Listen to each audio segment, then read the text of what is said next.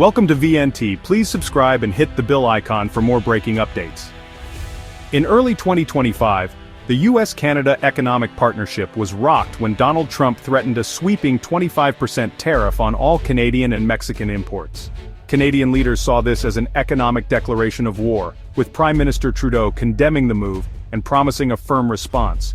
Political leaders across Canada warned the tariffs would disrupt supply chains, hurt businesses and raise consumer prices, undermining the USMCA trade agreement. British Columbia Premier David Eby called Trump's approach erratic, even suggesting it was a threat to Canada's sovereignty. The Trudeau government quickly announced plans for retaliatory tariffs, signaling Canada was ready for a trade battle. Provincial governments, led by British Columbia, prepared their own countermeasures to protect local economies. The stage was set for a confrontation that would test the limits of North America's largest trading relationship. British Columbia Premier David Eby responded with a bold and unprecedented move, signaling a new phase in the escalating trade tensions between Canada and the United States.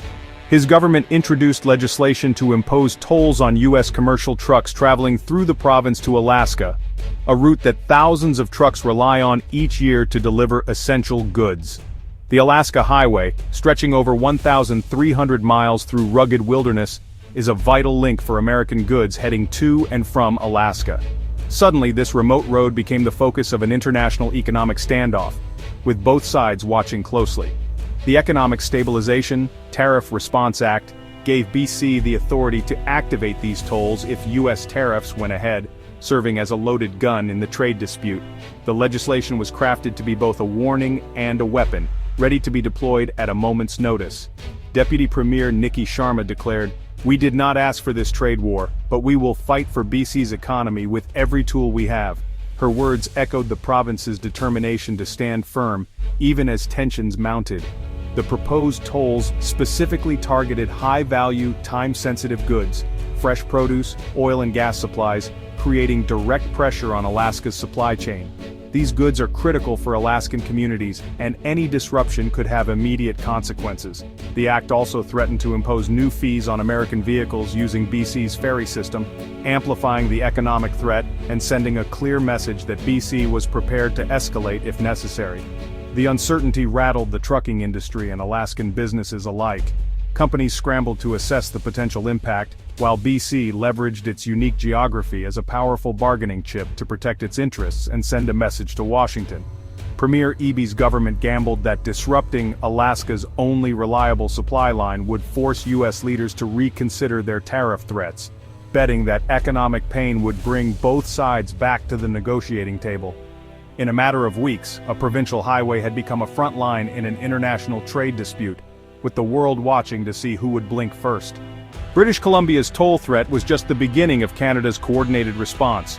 Ontario imposed a 25% surcharge on electricity exports to the U.S., mirroring the proposed American tariffs. In the Yukon, Premier Ranj Pillai halted new liquor purchases from U.S. companies and restricted government contracts for American businesses. British Columbia expanded its retaliation, launching a Buy Canadian policy and banning alcohol from Republican-led states in provincial liquor stores. These actions sent a clear message: an attack on one part of Canada would be met with a united front. By targeting diverse American interests, Canadian leaders aimed to rally U.S. business opposition to the tariffs. Canada's multi-pronged defense showcased rare national coordination in the face of foreign trade aggression. Alaska's leaders hit back hard against BC's toll threat, determined to protect their state's economic interests. The proposed tolls on the Alaska Highway were seen as a direct attack on Alaska's lifeline, and officials wasted no time in crafting a bold response. Senator Dan Sullivan, one of Alaska's most vocal advocates, threatened to push for a waiver of the Passenger Vessel Services Act, or PVSA. This century-old law requires foreign-flagged cruise ships to stop in a foreign port, usually in Canada, when traveling between U.S. cities. By waiving it, cruise ships could sail directly from Seattle to Alaska, completely bypassing Canadian ports. Such a move would be catastrophic for British Columbia's tourism industry. Cities like Vancouver and Victoria depend on the steady stream of cruise ship passengers who fill hotels, restaurants, and shops each summer, generating hundreds of millions in revenue. "You don't want to mess with Alaska," Sullivan warned, making it clear that Alaska was ready to retaliate. He vowed to strike at the heart of BC's tourism sector if the tolls went ahead. raising the stakes in this cross-border dispute. The threat marked a dramatic shift in the conflict, moving the focus from trucking and supply chains to the lucrative world of tourism. Billions of dollars in annual revenue for BC now hung in the balance, as the province faced the possibility of empty cruise terminals and deserted waterfronts.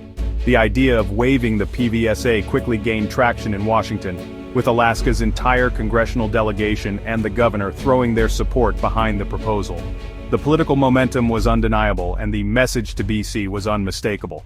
The cruise ship gambit was a direct and calculated response to BC's highway tolls, escalating the standoff to unprecedented heights and drawing international attention to the dispute. Now, two vital economic lifelines, Alaska's only year-round supply route and BC's thriving tourism industry, were both at risk, with the future of cross-border relations hanging in the balance. For Alaskans, the threat of highway tolls meant higher costs for essential goods. While most cargo arrives by sea, time-sensitive items like fresh produce and oil industry supplies depend on the highway. The Alaska Trucking Association warned that tolls would drive up prices for consumers and disrupt business operations. Governor Mike Dunleavy called for a federal solution, fearing a trade war would only hurt Alaskans. Businesses began contingency planning, bracing for logistical challenges and budget uncertainty. The toll threat exposed Alaska's vulnerability as a non-contiguous state reliant on Canadian cooperation. For many, the trade dispute was no longer abstract, it was a looming threat to daily life. As Alaska faced tolls, British Columbia braced for a tourism crisis. Waiving the PVSA would let cruise ships skip BC ports, erasing Vancouver and Victoria from the lucrative Alaska cruise circuit. Nearly 2 million cruise passengers were expected in BC for summer 2025. Losing them would devastate local businesses and jobs. The cruise industry fuels a vast economic ecosystem. Tour operators, hotels, restaurants, and retailers all depend on it. The threat went beyond lost revenue. BC risked losing future tourists and years of marketing investment. Premier Eby's government now faced the risk of mutually assured economic destruction. The standoff revealed how deeply intertwined and vulnerable regional economies had become. The question, who would blink first in this high-stakes game? The 2025 trade dispute pushed U.S.-Canada relations into dangerous new territory, shaking the foundation of one of the world's closest partnerships. What had long been a model of cross-border cooperation suddenly became a source of anxiety for millions on both sides. What began as a federal tariff threat spiraled into a web of provincial and state-level retaliation, turning highways and cruise routes into battlegrounds. Everyday life was disrupted as businesses struggled, families were separated by border delays, and local economies faced mounting uncertainty. Alaska's dependence on Canadian land routes and BC's reliance on U.S. cruise traffic exposed mutual vulnerabilities. The interconnectedness that once fueled prosperity now revealed just how fragile these ties could be when tested.